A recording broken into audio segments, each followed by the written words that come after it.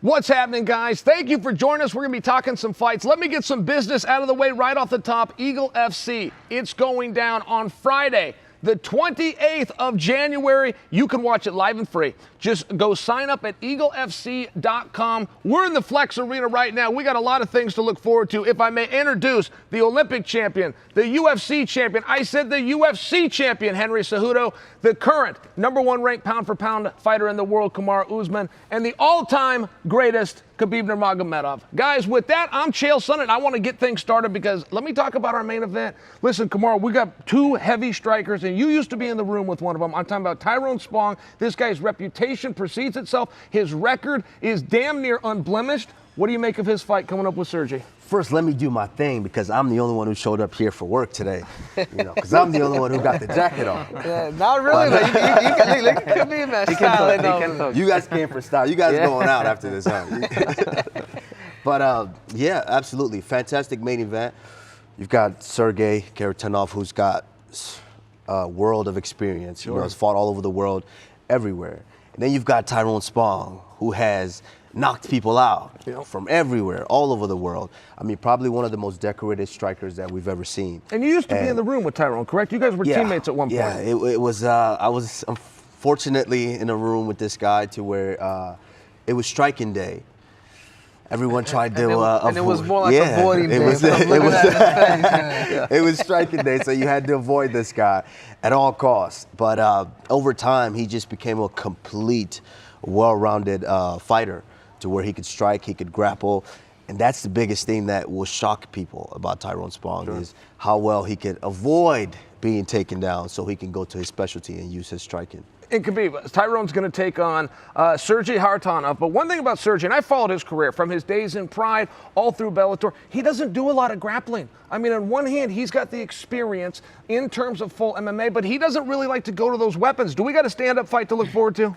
Like, I think this fight is like two great athletes and two great strikers fight each other. And I think only one thing is going to make hard for Tyrone. He didn't fight long time in MMA. Sure. This one's gonna make difference, big difference, because you guys understand what is this MMA. You know, when you're all the time striking, and like for example, like big guy like Kharitonov, if he grab you, if he take you down, like maybe fight gonna finish. You know, of course for everybody, Tyrone is like favorite, but I think we cannot underestimate Sergey Kharitonov's experience. And Henry, you and I talked to Tyrone Spong earlier today, and he talked about what Khabib's weighing in on, saying, I haven't done this a lot, I put my body through it in the training. Is he right? Mentally, he appeared to be in a good place, in my opinion. Yeah, on paper, that's what it looks like. But you know what? Talking to him today at fighter meeting, Uncle Cho, that dude is determined. Sure. Like, he's out there. He's got that swagger. He even said it today at the even meetings, like, this dude doesn't have better striker than me. He's not better looking than me. Sure. I mean, he's a competitor. I think that's something that he has that people are underestimating is his level of competition. Yeah, he doesn't have 50 fights in mixed martial arts, but what he has experience of a champion. That being said, Sergey's struggling to make weight. When you struggle to make light heavyweight and you get somebody that's fast and quick, I'm leaning towards Tyrone Spong. Sure. And Khabib, what do you make of that? Because that weight did mean something to me. I realize that Sergey's used to being a big heavyweight, but he was cutting down to make the limit. I mean, speed matters in there. At some point, if you're in a striking battle and it looks like he's going to be, speed matters, and that size might slow him down. You know, it's like when two heavyweights fight and both of them have background like striking game. Of course, like if you're faster than your opponent, this is make big difference. And honestly, I'm like 50-50. I'm like 50-50 on this fight. Sure. You know, I know like Tyrone is like 100 kilo and Kharitonov is like 120. It's too big difference. But I'm like 50-50 on this fight. And Kamaru, you say you know Tyrone from the practice room, but you mentioned him on striking day. What about overall grappling day? Has he put the work in? He has put the work in, but I completely agree with what Khabib is saying. It's that time off. It's a big thing. It's important because, I mean, there's something different about when you're inside this barrier right here. When you're inside this cage, it's an added pressure that you feel. Sure. It's different than when you're in a practice room, in a training room, and you're not in that cage to where you feel that added pressure that you can't get out, you can't get away, you can't rope-a-dope, you can't do some of the things that you want to do. There's a big thing to be said when you haven't been in here for a long time. Yeah. And of course, with the nerves and the jitters of knowing that there's a guy across from you that's trying to take you out. Sure. So I think this is going to be an interesting one. I have watched Tyrone train and prepare for these, the last few weeks, and I will say he's looking fast, he's looking quick. Of course, the experience is there. He knows how to line you up and put that perfect strike in the perfect position and get you out of there. But I'm on the fence too. Sure. I'm on the fence. Well, I looking just at it wanna now see too, Chell, is this cage ain't that big. I was noticing. I was like, man, Yes. these freaking heavyweight, these two Godzillas are about to go at it, and this is gonna be a full-on war. Sure.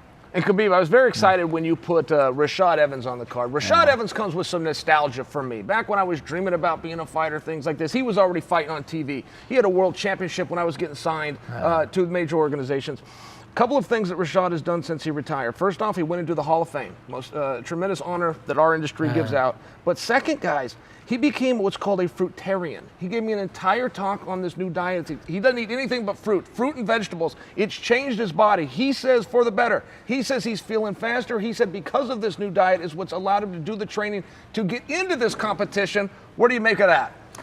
Honestly, I don't know about this guy diet. Nothing but fruit. No Yeah. chicken. I asked him that. I go, no chicken. Never a candy bar now and then. Nothing but fruit and vegetables. It's like Rashad is a legend, on this sport. I remember like when I grew up, I was watching his fights, It's like amazing now. Like after that, I become UFC fighter, I become UFC champion. I'm retired. Now I open my organization, new organization. It's like now he fighting in this promotion, Eagle FC. This is like crazy, amazing. This guy is like living legend, for me. And of course he's UFC Hall of Fame, and I'm very excited. Honestly, I really want to see how Rashad win. But same time he a very tough opponent with a very good ground game and heavy hands, and I don't know what's gonna happen. Let's see. And speaking of Rashad's opponent, he's got Gabriel Checo. Checo has been most busy doing grappling, real competitive grappling events. He's got good hands. He's done plenty of MMA, but he believes if he can get this fight to the ground, he's going to have an advantage. And Henry, sometimes I think we have to remind people Rashad Evans was an NCAA contender back in his youth. Yeah, and I love this style matchup because when we asked Pacheco today during a fight meeting, he was like, man, listen, I got no game plan. I'm going to go out there, I'm going to tear his head off. And if he does take me down, I feel extremely comfortable on my back. Sure. And I'm just like, man, I'm like, this dude, he's a kamikaze. Right. Like, this dude's willing to throw out the kitchen sink in the first 10 seconds. Risky game plan. It's a risky game plan. I'm just like, dude, those are the most dangerous guys. Yeah, absolutely. And I got to tell you, one time you told me, Kumar, that one of the reasons you're in the sport, that you went to Black Zillions, that you left wrestling, was because of Rashad. I want to say you even said at one point he opened his home to you and you were staying on his couch. I mean, you have to feel something inside as this match gets closer. Absolutely, and a little nostalgia for me too, because I was ringside when you and Rashad got it on back in the day, which wasn't that long ago. Sure, yeah. It seems like back in the day. It feels like back in the day, yeah. But one thing, you're right. I was there for all of those with Rashad. I was there while Rashad was still eating chicken. Sure. I was there through all of that. And so now being here and actually seeing Rashad go through this whole diet change and this whole process, it's interesting because I haven't seen it in competition. Sure. Of course, I actually got to go in there and train with him last week where, of course, I still feel the strength and it's changed his body so he's able to get his weight down and he looks amazing at that weight. But I don't know how that translates over in competition. Sure. I don't know. Being honest, I don't know. There's questions. Of course, Sure. there's questions, and that's just what I'm putting out there. Of course, when it comes down to picking a side, that's 100%. I love Gabriel Pacheco and the confidence that he's bringing, but Rashad Evans is Rashad Evans. And Khabib, you got a couple of guys that are proteges representing your father. Rest his soul, by the way. I'm in the same position. They're both looking down on us right now, Khabib. But I got to tell you, they have a lot of pride in that, and they got a lot of pride in country. And they were talking about Dagestan more times than they were talking about fighting or even talking about their opponents. What's that like for you, and what can you tell us about these athletes that you've seen in the practice room and brought to competition? Yeah. Like, for example, like Raymond, for example, Raymond Magomedaliev, he's gonna open main card with Anthony Njokuani. You know, this is two great strikers. You know, it's gonna be an amazing fight. You know, I'm very excited about this fight because they both great strikers. You know, and I know Raymond can wrestle too, but he loves striking game. You know, this guy very fast. You know, it's like this guy put sleep a lot of people on amateur career, and right now, couple years he just beginning his professional career. Already he fight everywhere in Russia, Asia. You know. Now when did you meet him, Khabib? Was he just a little boy? No, Came no, in the no. practice room? I met him couple years ago. He beginning his. I think in Ushu Sanda. Ushu Sanda, this is different school in Dagestan.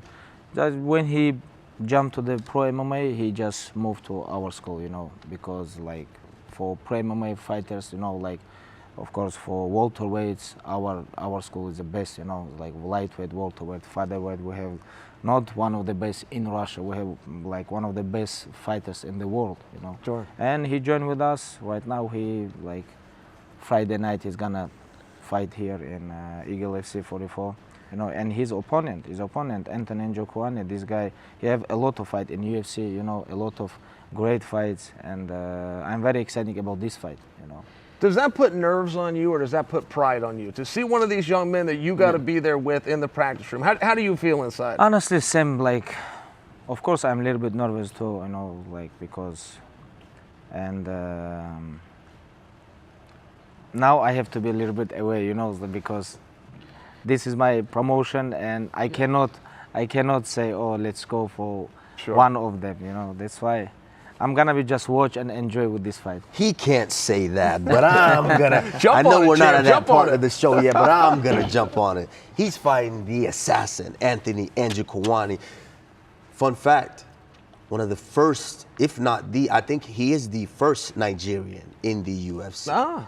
Yes. Maybe first So, from Africa. in the UFC. He's a Nigerian. Nigerian? Yes. So most people don't know that, but I've been watching this guy for years. I watched the way that they strike, him and his brother Chidi Njokuani. The way that these guys strike, they are, I mean, it's just a frenzy It's of different, just yeah. throwing techniques out. Yeah. Every technique, they can sting you from either hand, from either stance. And this is gonna be a fun fight. So I know you like your boy Raymond, but Yeah. Anthony, let's get this one. Yeah, Let's go. and think about it too, Chels. Like, man, I was when we were talking to Anthony during fight meeting, this guy has beat guys like Andy Sauer. Sure. Like, dude, Andy Sauer. I'm like, you beat Andy Sauer? In kickboxing, right? Yeah, Pure I'm just kickboxing like, rules, yeah. whoa. So the dude is the real deal. I mean, if, you know, in my eyes, looking at the whole card, I think that fight right there is going to be fireworks. Someone's going to end up in a stretcher. And Henry, rounding out the main card, but we got Gibson taking on Ray Borg. These guys are fighting at 35, but they used to both do time at 25. Your weight classes, certainly you've studied these guys somewhere along the way, never knowing if they were going to be next. Yeah, and to me, this fight's going to be the most competitive now. So it's pretty cool the way it's been set up because Cody Gibbs, he's a former UFC fighter. I mean, his last fight, he beat John Dodson. Sure. You know what I mean? John Dodson, he was a two-time UFC flyweight contender. Couldn't beat Demetrius Johnson, but dude, he was right there. That was 2 months ago. They just fought. Yeah. Exactly, and obviously Ray Borg knows that he fought his teammate, so he knows how good he is. Sure. I mean, he literally beat Ray Borg's teammate, and Ray knows what he's up against, but at the same time, Ray Borg, he's experienced, he's a title contender himself, and he's been there before. I love the way he mixes his fighting, and I think at 135 pounds, it's going to be good for him. He's going to be able to display more of what he knows and more of what he has, and this is going to be a great fight. All right, Khabib, give us one name from the undercard, somebody we should keep our eye on. I think I'm very excited about Sean Bunch. Sean Bunch, you know, I remember when first time I just came to AKA, this guy met me in airport. Sean Bunch, you know. He was your driver. He came to pick you up? Where did he take you after he met you? He just met me in airport and he told me I'm Sean Bunch. Like, okay, Sean Bunch. And I didn't know English. Like we don't understand each other. But I tell him, right, I remember, it was long flight from Russia. You know, like almost one day I didn't eat. You know, and I tell him, let's go to the McDonald's. He look at me, it's, what? I said, let's go to the McDonald's. He take me to the McDonald's, we enjoy, but we don't understand each other, you know? And then he say, I was in Russia, I compete with a lot of Russian wrestlers. Then we become good friends, you know? Then we become good friends. it was he just finished his wrestling career. He just moved to pro MMA, you know, and yeah, I'm very excited about his comeback, you know, about his fight Friday night, you know, and he have good opponent. His opponent is record like 8-2. He's very tough opponent, you know, from Uzbekistan. And Kumar, I think this guy is striker. He have very good striking game, and of course, I'm worried about him too. And you know, like same time, always good to see how Sean Bunches fight, because this is one of the fastest guys I ever met inside the gyms. And Kumar, speaking of Sean Bunch, you as a wrestler were competing about the same time as Sean Bunch. Do you remember his trilogy? They did that in New York when he did the final wrestle-off with Coleman Scott. Do you remember that? Absolutely. And went to all 3 matches. Sean Bunch the Great, we call him. Sean Bunch is a good friend of mine. I too am looking forward to his fight. I think Sean is, as he mentioned, one of the fastest, as far as quick twitch muscle guys that I've ever been around. And he's had a lot of ups and downs in his career, but you know, he's a new father now, and he's getting everything in order, getting the career going, and it's just a new added motivation for him. So I'm excited to see how he gets back on the horse after coming off of a win, you know, this one. I'm also excited about another fight, DeMarcus Jackson. Sure. On that undercard, a guy that I trained with for years. He's training down here in Sanford MMA. I'm excited about this fight. I think DeMarcus We're talking about is guys that are fast. Hey, DeMarcus is fast himself. Very fast, extremely well-rounded. That's the crazy thing about it. He's well-rounded. Just also had a lot of ups and downs in his career. Just can't squeak out that split decision win sometimes. So I'm excited to see him just go out there and just put on that killer instinct and you know, do well. Yeah. And Henry, someone from the undercard. Give us a name, buddy. No, I'm gonna have to go with Sean Bunch. Sure. It's ironically that we all know him. He was actually my Olympic. He helped me get ready for the Olympics. Training partner. Yeah, training partner. And I actually moved out to Ohio to actually train with Sean Bunch. So we have a history, man. Like, if there's anybody that I spend the most time with in that whole room, I mean, you're talking about speed, Joe. I don't think I've ever wrestled anybody faster. He would duck under you, and by the time you turn around, that dude's behind you. He's lifting you, like serious, like Sure. serious speed, like Sure. crazy speed. But I think looking at this whole card, Joe, what Eagle FC has put together, it's like you're not gonna see any like shutouts, and that's what I love about it. Everybody's gonna compete. It's very neutralized and it's very equal, and let the best man win. Yeah, well, let's close on that, because I'll tell you, I've been to a lot of first promotions. This one feels different. The buzz is different. The arena's different. The fights are going to be different. Guys, when I tell you this is live and free, I'm talking about it's live and free. Just go to eaglefc.com. That's it. Sign up. You're going to enjoy this. Now, little insight here. We're making this on Thursday. The fights are tomorrow on Friday. Some of you are going to see this tomorrow, meaning the fights are tonight, January 28th. For some of you, the fights are tomorrow. This is upon us, guys. There is no time to wait. Spong is taking on Kharitonov. Rashad Evans is back. He's taking on Checo for Khabib. For the champ, for Triple C, I'm Shale P, and we will see you all at Eagle FC tomorrow at 6 o'clock.